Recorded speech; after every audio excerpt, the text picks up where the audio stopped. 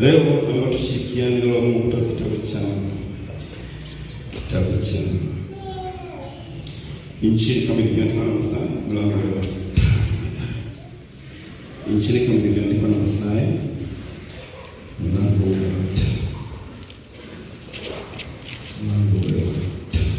Okay. Mlango wa 5. Injili kama ilivyoandikwa na Mathayo mlango wa 5. Sikia nisome tu mstari mmoja hapo. Ndio. Basi nisome tu mmoja. Mstari wa 8. Injili kama ilivyoandikwa na Mathayo mlango wa 5. Mstari mmoja tu. Mstari wa 8. Unauliwa sana huu mstari, lakini usiogope. Pingia Mungu ana kitu fulani. Nimejaribu kukwepa huu mstari nimeshindwa. Labda Mungu ana kitu fulani. Mstari wa 8 Biblia inasema, heri wenye moyo safi, maana hao watamwona Mungu. Heri wenye moyo safi, maana hao watamwona Mungu. Heri wenye moyo safi, maana hao watamwona Mungu.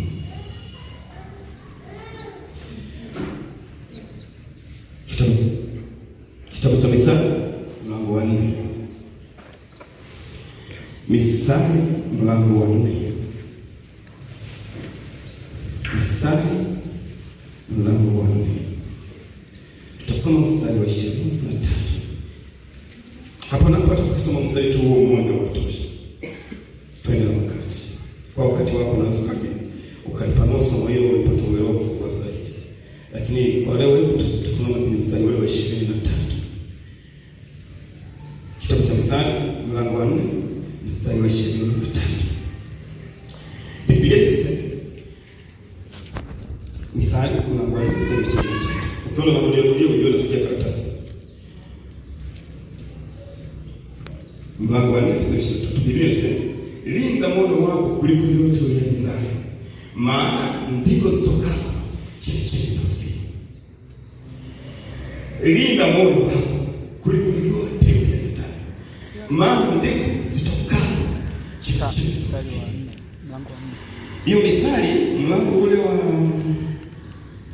23 mstari wa 7. Hiyo Mithali mlango wa 23 mstari wa 7. Kama ulikuwa mstari wa 4, mlango wa 4 nenda tu mbele kidogo kule. Utaiona ile 23 mstari wa 7. Biblia inasema, maana aonavyo nafsini mwake ndivyo alivyo, akwambia haya kula kunywa, lakini moyo wake haupo pamoja nawe. Aonavyo nafsini mwake ndivyo alivyo. Yeye anaweza kukwambia kula kunywa, ila moyo wake sasa uko na wewe unayekula ugali wake wewe. Bwana Yesu asifiwe. Bwana Yesu asifiwe. Moyo ni wa ajabu.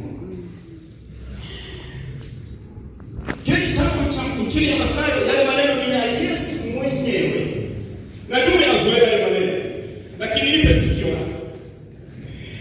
Yale maneno ni ya Yesu mwenyewe. Anasema, heri wenye moyo safi, maana hao ndio watakaomwona Mungu. Maana yake kinyume na kuwa na moyo safi, haiwezekani kumwona Mungu. Ndio maana yake. Bwana Yesu asifiwe. Heri wenye moyo safi, maana hao ndio watakaomwona Mungu peke yake. Hamna mahali pengine ambapo kanuni ya kumwona Mungu imeelezwa. Kanuni ya kumwona Mungu iko moja tu, kwamba mpaka kuwe na moyo safi. Kama unataka kutafutia andiko hili, lionyesha kanuni ya kumwona Mungu.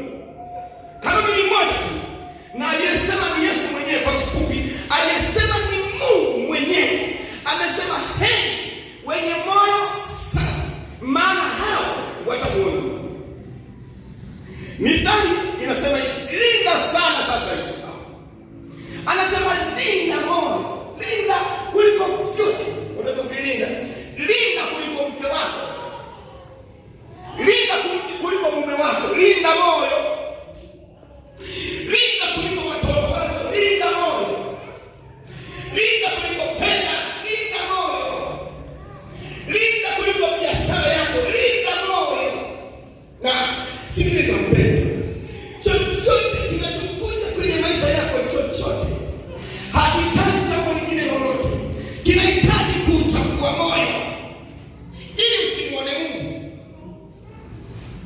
Chochote ukiona mtu anakutukana, hawezi kukutia jeraha ukavuja damu. Anapokutukana anatafuta kitu kidogo au uchafue moyo, aone na wewe unachafuka, ili ukichafuka umkose Mungu. Bwana Yesu asifiwe. Bwana Yesu asifiwe. Kwa hiyo shetani, kwa kuwa Yesu alishasema moja kwa moja kwamba anataka kumwona Mungu lazima awe na moyo safi, shetani anashughulika na kitu kidogo tu kuchafua moyo ili usimwone Mungu.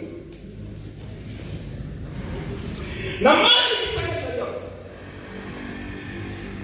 Mithali 23 nasema, moyo ni wa ajabu. Mtu anaweza kusema karibu usinipite, kunywa soda, kula kichipsi kidogo, chukua hiyo kwenye soda, anasema. Lakini moyo wake uko mbali, anasema nalo hii niko nalikaribisha ile kubali. Moyo wake. Bwana Yesu asifiwe. Amen. Bwana Yesu asifiwe. Amen. Ndio maana mwimbaji mmoja akasema, kama Mungu angeweka peupe mioyo, tumekimbiana na binadamu. Moyo unaficha nini?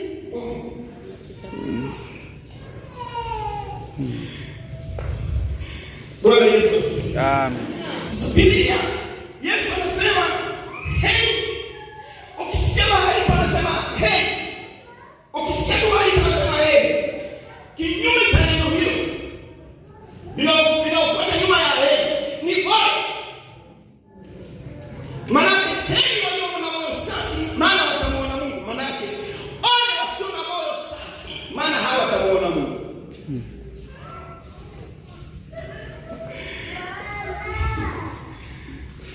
Ukiona mtu anakusumbua, hatafuti vitu vingi, anatafuta kuchafua moyo, usimuone Mungu. Sasa linda na kulinda ni gharama. Unajua, siku moja sasa nilimwambia hapa, nikasema hivi, huwezi kulinda kitu kisichoshambuliwa, huwezi kulinda kitu kisicho na adui. Baba Biblia inasema linda sana moyo wako, maana moyo ndio wenye maadui wengi kuliko kingine chochote kwenye maisha yako. Ndio wenye maadui wengi. Ukiona kwenye familia mnafarakana, hawahitaji kitu, hawahitaji msemo wa Mungu, wanataka uchafue moyo uwe kama wao. Sasa wewe linda. Nilizungumza siku moja mahali fulani, neno moja sio sana, lakini ndio kukusaidia hata kama wao viongo. Nilisema hivi,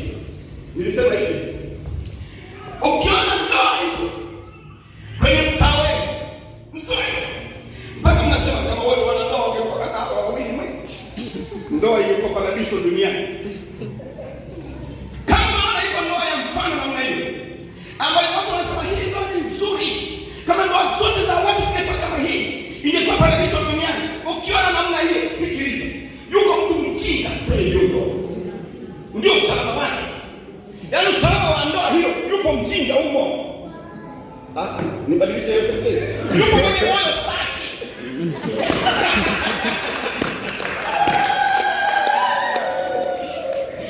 Bwana Yesu asifiwe.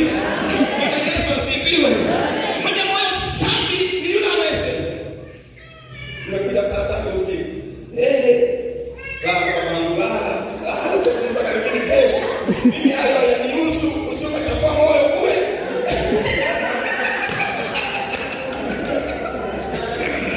Bwana Yesu asifiwe. Bwana Yesu asifiwe. Amina. Sasa zungumza moyo safi ni yule mtu ambaye anatoka kazini, amechoka, yuko hoi. Unafika nyumbani, mama hata hajaweka ugali mezani, hajaweka hata maji. Unamwambia hivi, ile kishimoga yako wapi? Wababa mnanisikiliza ninachosema? Bwana Yesu asifiwe. Unasema hivi, ile kishimoga iko wapi ile kishimoga yako? Ile kwa baba, ngoja nichukue mara moja, nataka nimwambie mama yangu. Maana unajua hii sio mimi sina akili. Ila ninaogopa nisije nikauchafua moyo wakati kuoga pia ninaweza. Kwani shida iko wapi? Kwani kuoga wewe? Bwana Yesu asifiwe. Ndio mwanzia hayo mpaka moyo unachafuka kwa ajili ya hayo.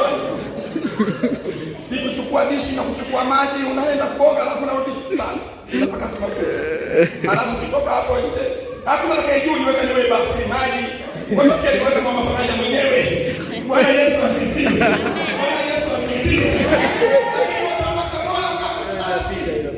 Safi kabisa. Usitaka kusema una akili. Yaani mimi ndo kama una akili. Ukishasema una akili, moyo umevurugika.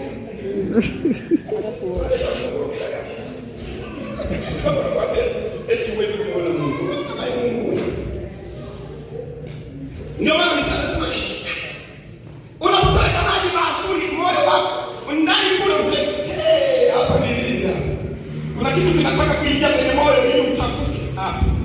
Sasa nisiuchafue moyo kwa ajili ya kuoga tu. Bwana Yesu asifiwe. Bwana Yesu asifiwe. Amen. Unajua saa nyingine ndugu zangu mioyo inachafuka mpaka kukosana na Mungu. Kilichosababisha kuchafuka moyo cha kipuzi. Tena kiko kwenye uwezo wa mkono wako.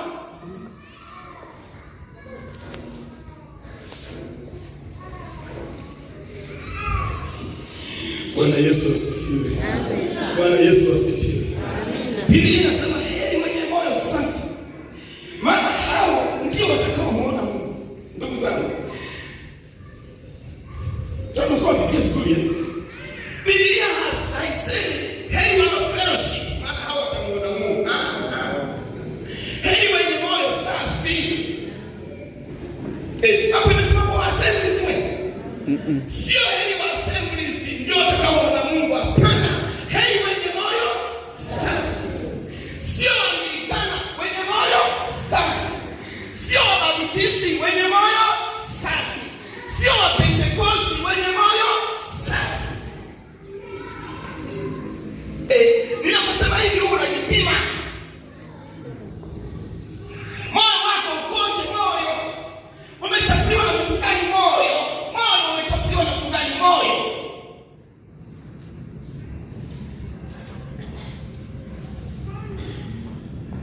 Wengine mko hapa mnapiga pambio na mbinguni mnataka kwenda. Kuna watu wamsalimia nina. Watu wanasema mbinguni naenda huyu mkorofi wewe hivi ndake kivyako huyo yupi?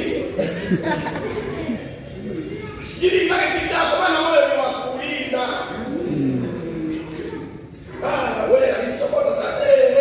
Sasa ndio kumwambia nani? Ndio kumwambia Mungu. Sema eti alitokoza sana wewe uko na kosa lolote. Ndio kumwambia Mungu. Bwana Yesu asifiwe.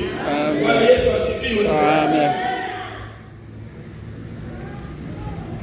Kwa hiyo kama alitokoza na wewe una njia nyingine. Mpaka tu msio mnasalimiana. Hapo kitu cha ajabu sana. Kitu cha ajabu na cha kuchekesha. Wengine wenyewe hawasalimiani wapo huko. Mimi nawaambia ukweli. Wako huko. Tukitoka hapo nje tunapeana mkono wa baraka. Mkono wa baraka. Watu wanafiki. Bwana Yesu asifiwe. Bwana Yesu asifiwe. Ndio wale wanasema kuna unapotaka soda.